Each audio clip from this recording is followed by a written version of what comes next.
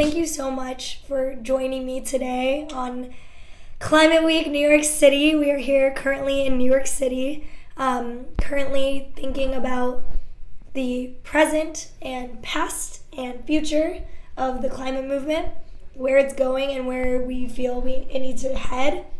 And something I've been thinking a lot about is intergenerational conversations and the importance of being able to bridge gaps on information and community in ways that our movement desperately needs right now. And as you know, a young woman of color in the environmental field, I feel like I'm now at a place where I'm being put in positions as a leader in this space to where I know that there's gaps in my knowledge and wanting to learn from folks that have had so much wisdom and knowledge in this space. That's exactly why I wanted to bring you onto my show today, and I'm so excited to introduce you to my community online. And so I would love if you could take a moment and introduce yourself to everyone. I am Amira Woods. I am the relatively new executive director of the Green Leadership Trust. The Green Leadership Trust is this phenomenal network, Black, Brown, Indigenous, AAPI. We are the only cross-cultural network of board members. We are fiduciaries. We are on the boards of environmental organizations.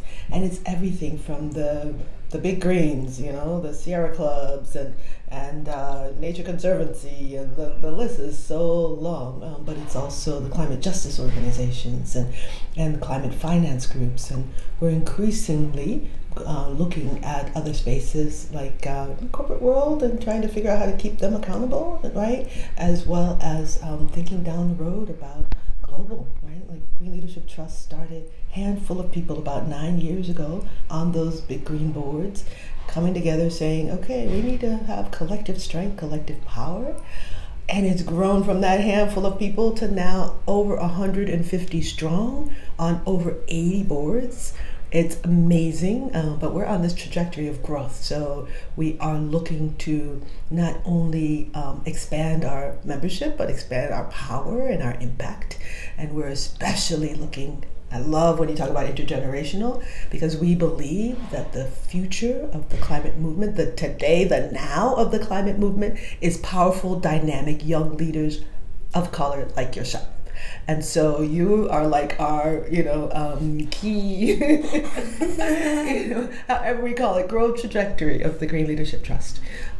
We have what we call a board talent roster for people who are not yet on boards, who want to be. We also have an incredible program. It's called the Vanguard Leadership, but it was named after an amazing leader from right here in New York, Cecil Corbin Marks, who was with We Act here in New York, one of the leading environmental justice organizations in the world, really. And so when he passed away recently, we were honored to name the program after him. So the Cecil Corbin Marks Vanguard Leadership Program is really an onboarding orientation for young leaders who are new to boards. How to be an effective board member, how to use your power, your strength, your voice, how to shape the organization so that they're actually meeting the needs of our communities, right? So there's an incredible program, and it's an honor to be there and to be a part of this movement. Wow. And I could talk forever about our members. We mentioned We Act here in New York, Peggy Shepard. I think of her as like our Queen Mother. Right? She's amazing. Been at this for an incredibly long time, and one of the visionaries who started Green Leadership Trust 9 years ago. Michael Galopter, he visioned Green Leadership Trust.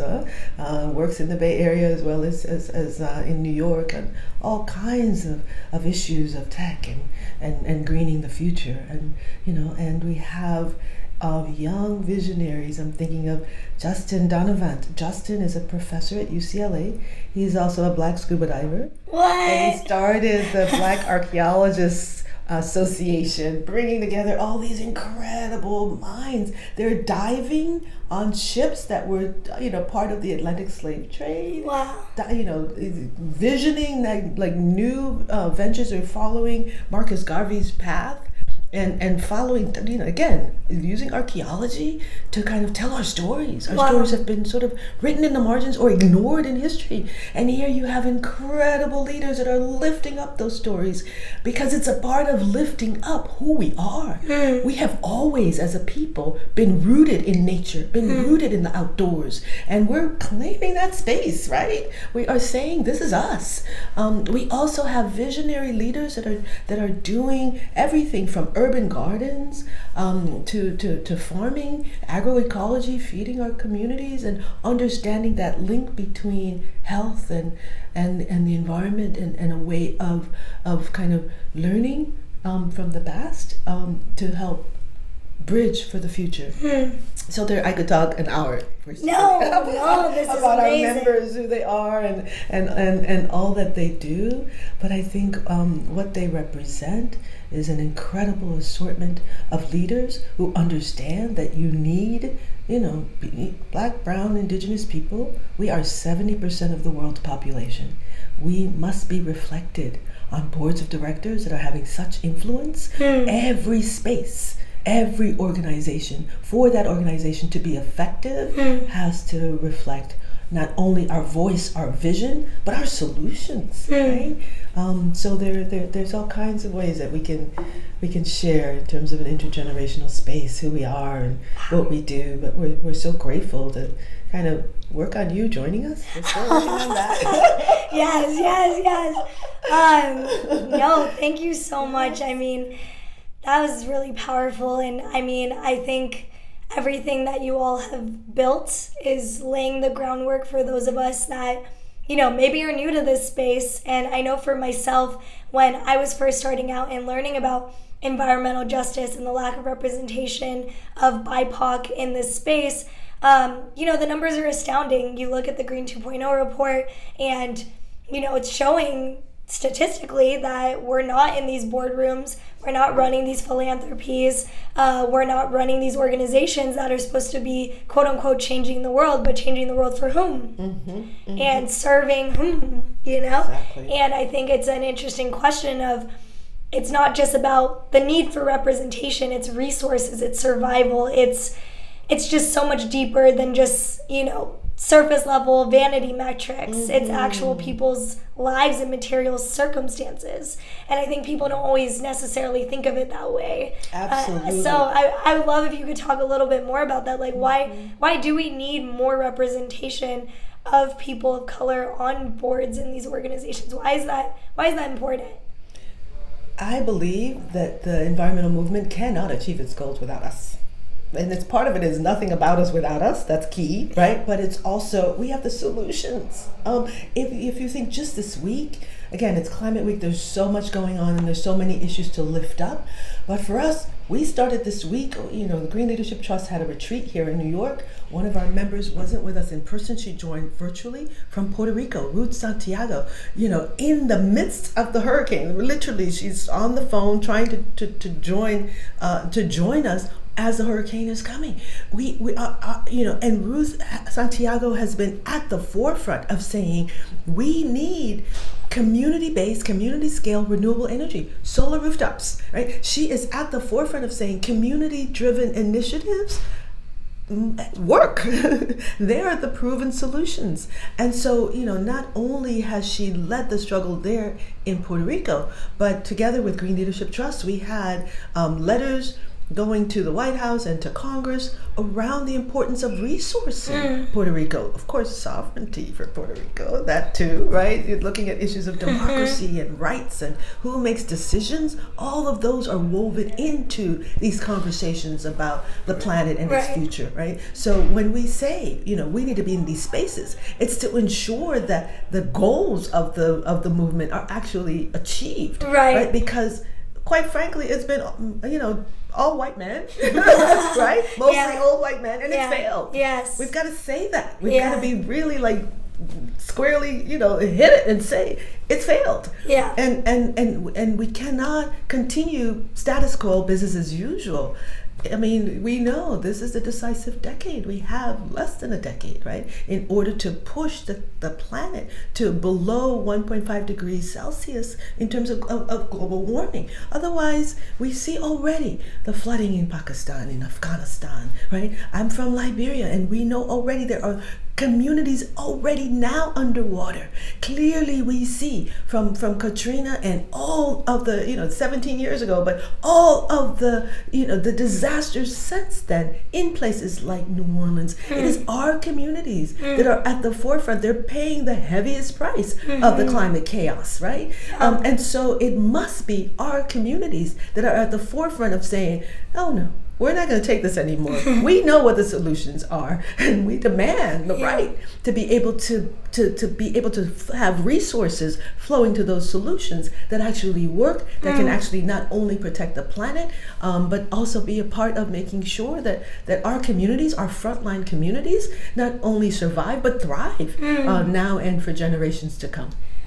I love everything you had to say about that. I think it's interesting when it comes to even talking about concepts of climate finance. During Climate Week New York City, like that's the biggest thing that I've been seeing, come up is where's the money going to go for climate solutions? Where's the money going to go? And it's usually for solutions like sucking carbon out of the atmosphere and turning into like cement or clothing or the soles on some Nike sneakers. I don't know. Anyways, I see all these solutions all about carbon, very carbon centric, which sure, there is a place for all of that. But I'm like, where are the indigenous-led solutions? Where are the community-led solutions? Where's the funding going directly to these communities who don't have sovereignty, who don't have access to capital or resources? There's not enough conversation around that. The wealth inequality piece is not addressed enough. It's just, these are the technologies, and it's going to be led by X, Y, and Z company or X, Y, and Z CEO, but you don't really see those people necessarily come from those communities. And so when we're thinking about leadership in this movement and green leadership in this movement, we have to think about where's the representation of knowing that the money and the resources that are being allocated for these really big initiatives to address quote-unquote climate justice are actually going contextually to the communities that need it most to actually make that strategic. And I don't think enough people really think about that. They're just like, oh yeah, we're going to throw a bunch of money and plant some trees, suck some carbon out of the atmosphere, and we're going to be fine. But it's like, that's not going to ultimately be able to quote-unquote build more resilient communities because you're not addressing the historic disinvestment and lack of sovereignty that those communities have had for time immemorial at this point. Absolutely right, Christy. So what we see is that there's because of the capitalist economic system that we're in, you have corporations that have way too much power. So if you look at even this Inflation Reduction Act, which, this climate bill, historic climate bill for the U.S., and we could probably talk an hour about that alone, right? But at the bottom line, what we see is like corporate power that's stripping away democracy, stripping away the opportunity for people to kind of dream a future that will work for our communities, right? So we've got to know that it is these very the corporate players, right? The fossil fuel driven corporations that have created the chaos in the world, right? That our communities are now suffering the repercussions of, right? So whether it's, Cancer Alley, like, it is, some say 500 years, but at least 200 years of an industrial economy that has pushed resources into fewer and fewer hands, and they've been typically white and male, right? So again, what we see is like, the core of, democracy is people choosing their leaders freely, holding those leaders accountable. But if you have corporations essentially stripping out the opportunity for people to choose their leaders, I mean, all the issues we can talk about, campaign finance reform, there's a lot that's linked to this, right? Yeah. But corporate power run amok has been the problem. And it is these fossil fuel driven companies that you see literally writing legislation. Right? And so, even when there's opportunity to have a climate bill that meets the needs of, frontline communities, you often see these offsets. You see these side deals. So you true. see, the resources flowing Right. in ways that continue to prop up Yeah. the corporate players that are, the corporations that are still steeped in a fossil fuel driven future. So we've got to call it as that's the problem. That's taking away opportunity for people to actually determine their lives and the lives of their children and for generations to come will continue on a path that destroys not only our lives but the planet. So we've got to shake that up to say, no, we cannot have democracy taken away from us before our eyes, right? In a context of quite frankly a white supremacist kind of economy and world. So we've got to begin to say no to all of that, to revision a future that learns from a past that uses agroecology, that thinks about farming in ways that feed our families and our community in healthy ways, that don't have us dependent on pesticides or fertilizers that are, again, fossil fuel heavy, fossil fuel laden, that we've got to begin to reclaim, right? Some of the lessons of our foremothers and forefathers, right?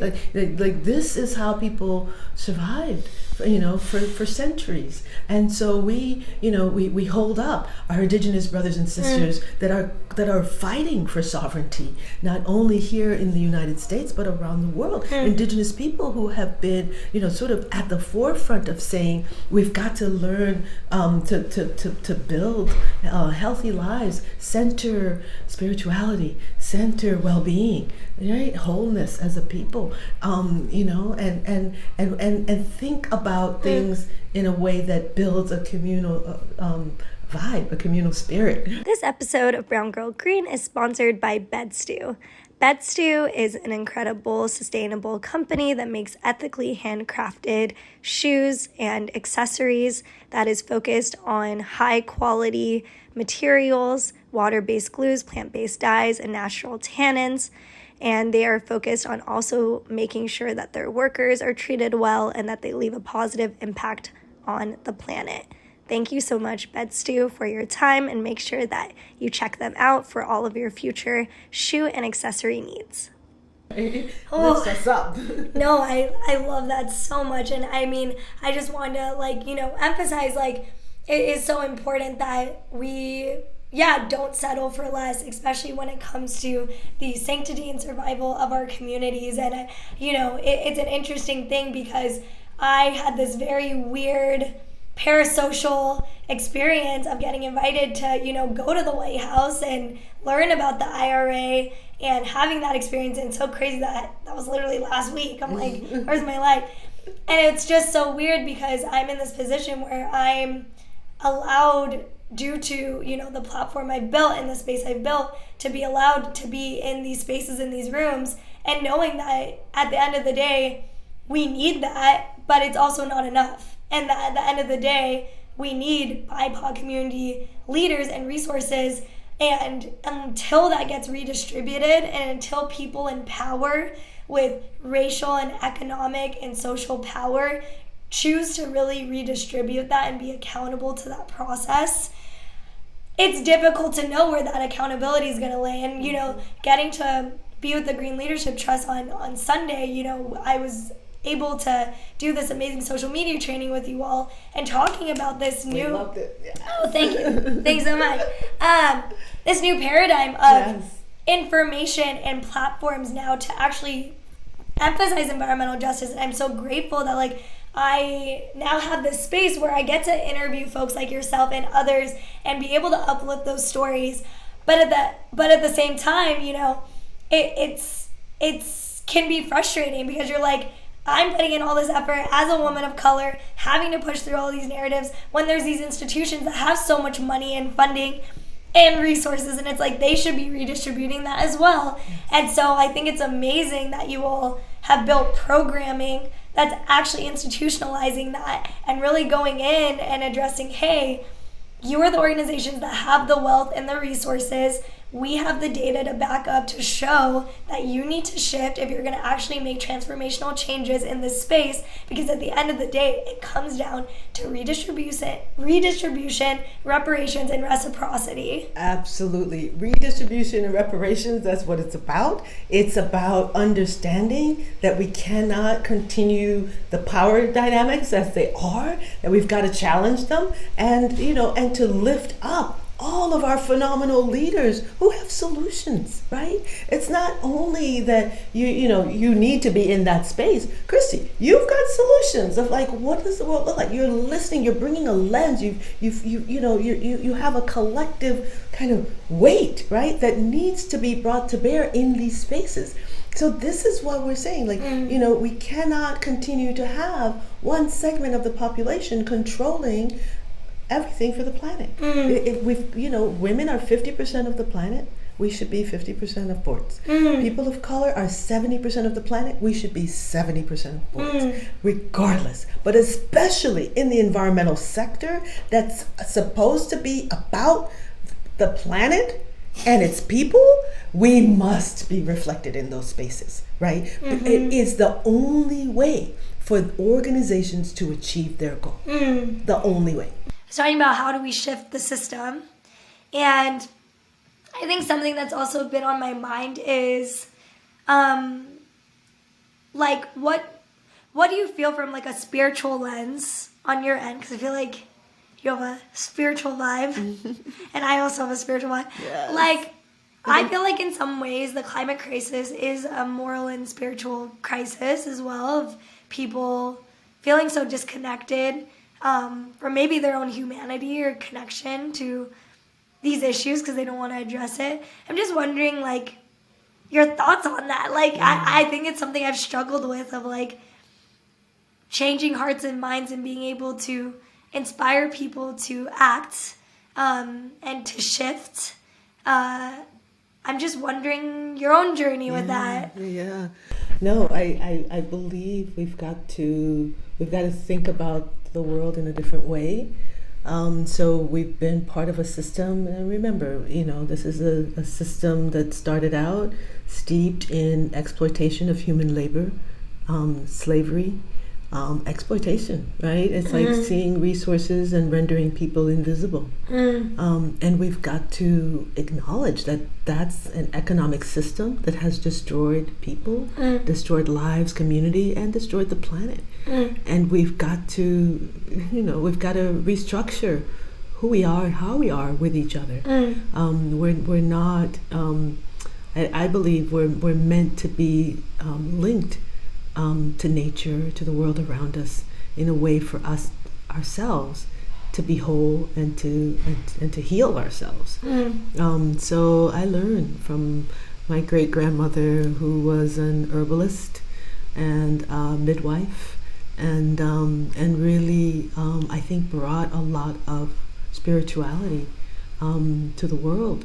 I think how she organized her life and the lives of those around her, it's powerful, right? Because it's putting human needs first.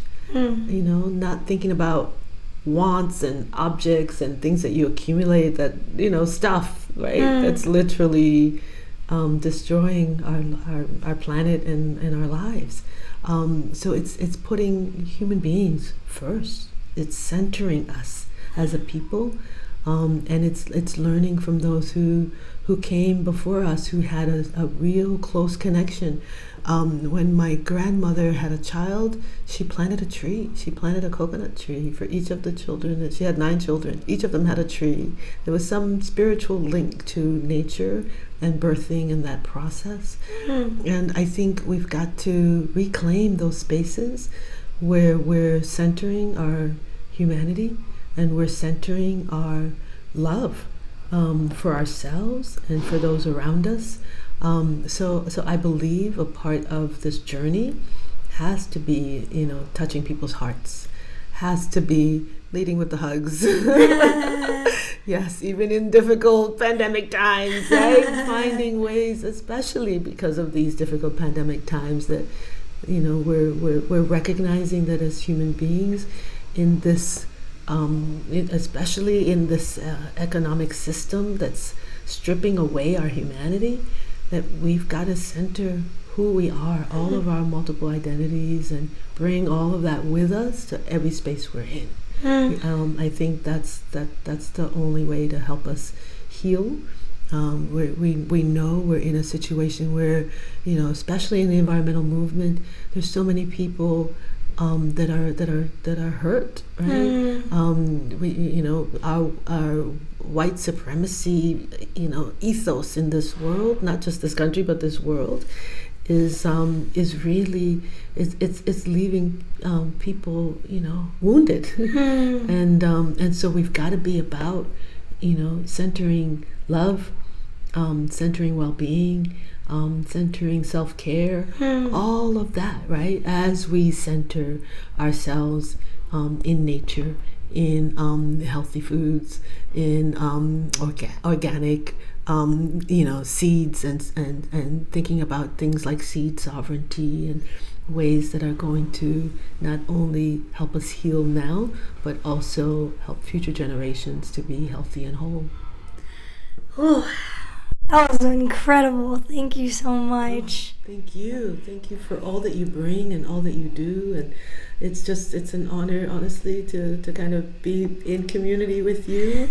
I like having community with you. That's amazing. I wanted to know, what is your vision for the Green Leadership Trust? How do you feel what is your vision for how this work will expand, and maybe a vision to bring people who are listening to want to join in with the journey that you're on, in this new role that you hold? Oh, thank you so much for that. The Green Leadership Trust, I think, is really on a path to change not just the environmental sector, but to stand as an example for other sectors, right? Again, our goal is 70% of boards. That should be a goal for all sectors, not just the environmental sector. But especially in the environmental sector, we need to do all that we can to make that goal a reality, not yesterday, but today, right? Yeah. So I think it is critical for us, particularly to push forward. And, you kept talking about intergenerational spaces, right? I think the Green Leadership Trust has the opportunity, learning from the veterans that have been at this. Some of them are on 9 different boards. Diane, DDR, we call her, has been incredible because she literally has been on boards for the last 40 years. Wow. Is on 9 boards and shows us how it's done. She's almost always the chair. She chairs the board of the Center for Environmental Law, and it's so many, that she says, if you're going to do it right, and she does it, right? So Diane Dillon Ridgely is just one of our again, sheroes and queen mothers, and to think about her together with people like Danny Stigwald, who just wrote a book about activism, trying to help us save the planet, and a book for change makers. And she herself is young, dynamic, and has worked with young leaders at Power Shift. And so we've got this intergenerational vibe already there, where we're able to learn with each other, from each other, and across cultures. So I think my plea is that young leaders like you see themselves and their journeys and their vision and solutions as being a core part of what's needed for all these organizations to actually meet their goals. And so see yourself as a board member, and let's work together to get you on an environmental board if you're not already. If you're already a member of an environmental board, come and join us at the Green Leadership Trust. We'd be honored to have you join our collective force. And also, if you are thinking about joining a board and want to be on our board talent roster, we've got phenomenal leaders there as well. We don't call it a pipeline. No, we don't even like that term. But we think of it as our bench, right? People who are ready to roll with incredible dynamism. And we're working with organizations that are on the journey of equity. And so, we're honored to say, look, we've got leaders that are ready. If your board is serious about this journey for equity, diversity, belonging, inclusion, we're with you. And this is who we are. And so Black, Brown, AAPI, Indigenous leaders, join Green Leadership Trust. See us as part of your power. Right, and together, I believe we are going to change not just the environmental movement, but to show how it's done for other sectors as well. To have the type of solutions that come from our communities, the type of experiences, our lived experiences, that are then part of policies, that are then shaping where resources flow, that are helping organizations to be in step with where Black, Brown, and Indigenous communities are. We're the way to do it. So join us. That was a pitch. That's a pitch. That was a pitch. Oh my gosh. Thank you so much for your wisdom and sharing space with me today. Thank you for everyone who listened. This was recorded during Climate Week, New York City. So excited for the future of the Green Leadership Trust, my potential involvement, probably my most likely involvement. Yes. And continue these conversations of intergenerational collaboration, especially when it comes to promoting a livable future that represents all of our communities. So thank you so much for joining me, and follow us. greenleadershiptrust.org is our website. Follow us on Twitter. Perfect. At GLT members. Follow us on LinkedIn. Green Look at her. Trust. Do I have everything covered? She got the plug. Instagram. I know. I usually plug. Oh man, yes. I love it. We'll get to TikTok. Chris, you'll help us. She'll get on TikTok soon. Oh my gosh. Thank you for plugging. Thank you everyone for listening to the Brown Girl Green podcast. This is Chrissy Drutman, where I interview environmental leaders and advocates about justice, equity, diversity, and inclusion, as well as creative solutions to the climate crisis. You can listen to this podcast on YouTube or anywhere where you get your shows. Please subscribe, support, donate, and support the Green Leadership Trust. Join a board and get home safe. Yes, Thanks. Stay strong. Stay strong. Yes.